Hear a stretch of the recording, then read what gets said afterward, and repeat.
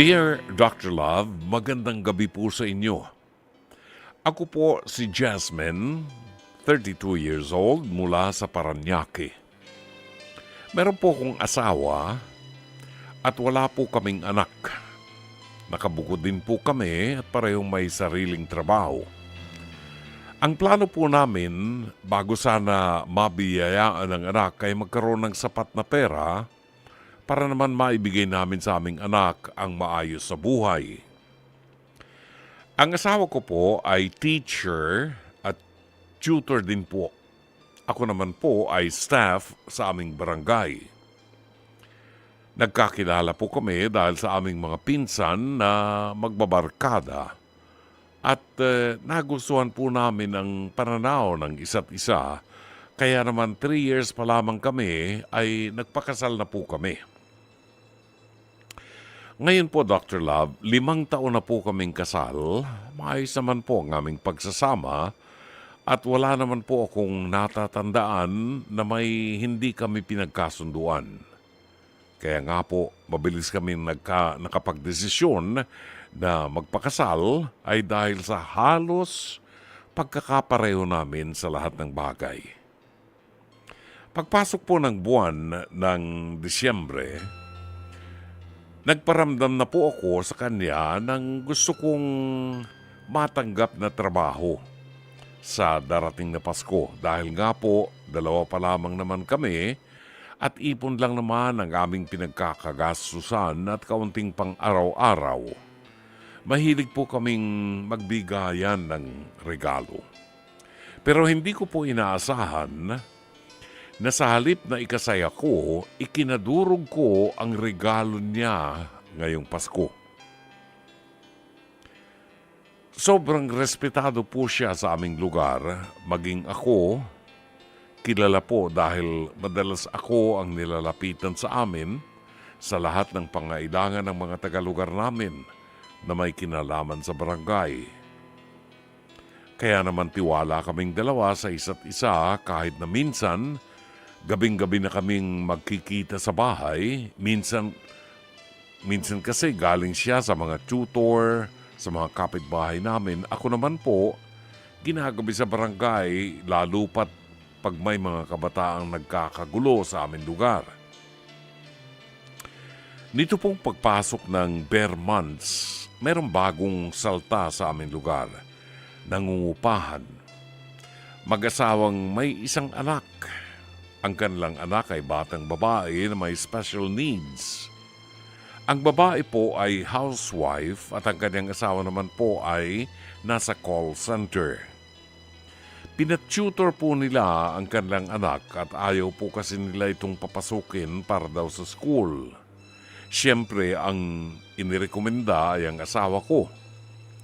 Agad namang umuo ang asawa ko dahil extra income nga. At dito na nga po nagsimula ang problema ng buhay naming mag-asawa. Dr. Love, habang tumatagal na nagtututor ang asawa ko sa kanila ay para bang nag-iiba ang ugali niya. Hindi ko alam kung dahil lang ba sa marami na kasi siyang trabaho, kaya naman talagang pagod na pagdating sa bahay. Well, yun po ang una kong naisip kasi po after ng klase niya, may 2 pa siyang itututor na bata bago dun sa bagong salta sa aming lugar. Ginagabi na po siya kasi 2 hours po ang tutor niya sa bawat bata. Kaya naman iniintindi ko na lamang po sa tuwing wala na siyang oras at wala na sa mood makipaglambingan sa akin. Makipag-usap o magplano ng mga date namin sa weekends.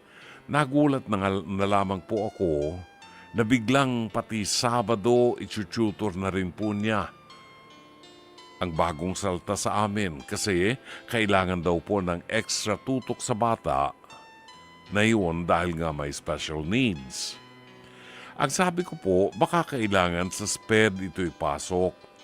Baka hindi siya ang makatutulong dito pero ang sabi niya, kaya niya naman.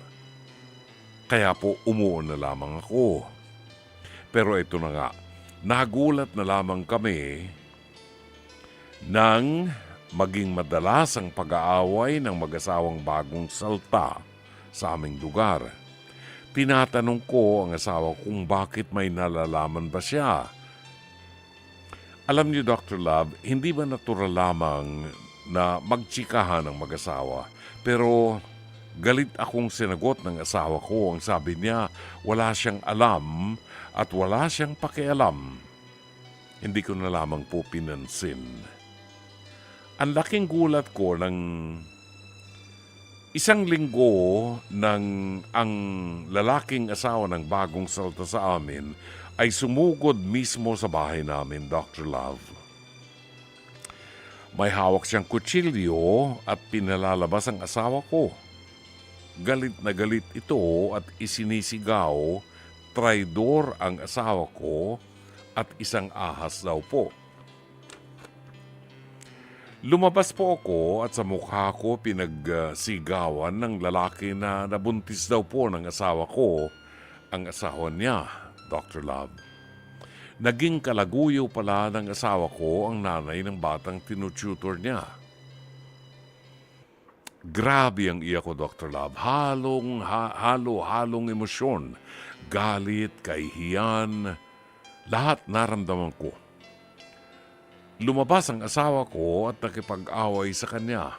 Naturingan akong parte ng barangay pero wala akong nagawa sa away nila. Pinabayaan ko sila pero naawat naman sila ng mga tao sa amin. Pinalayas ko ang asawa ko, Dr. Love. Hindi ko po alam ang gagawin ko. Gusto ko rin pong awayin ang kalaguyo niya dahil napakakapal ng mukha niya. Buong akala ko ay ang anak niya ang tinututukan ng asawa ko. Yung pala naman, siya ang tinututukan. Ang asawa ko, Dr. Love, patuloy pong umuugnay sa akin at sinasabi niyang ayusin ang pamilya namin lalo't magpapasko. Paano, Dr. Love? Paano magpatawad? Gayong alam kong may binuntis siya. Samantalang sa akin, todo ingat siya dahil katwiran niya mahirap ang buhay. Pero sa ibang babae, ganun-ganun lang, binuntis niya. Hindi ko maintindihan, Dr. Love. Babalikan ko lang po ba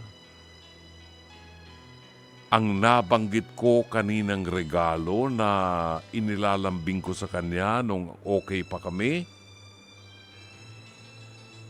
Ang hiniling ko po pagpasok pa lang ng December ay sana pumayag na siyang magka-baby na kami dahil may sapat naman po kaming ipon at tumatanda na po kami.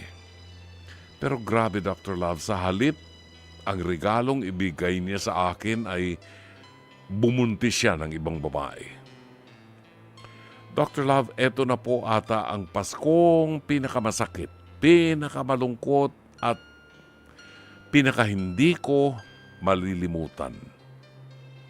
Ano po ang gagawin ko kung tanggapin ko man ulit siya? Masasaktan ako na ako ang pinakasalan niya pero mag-aalaga siya ng baby na hindi naman sa amin.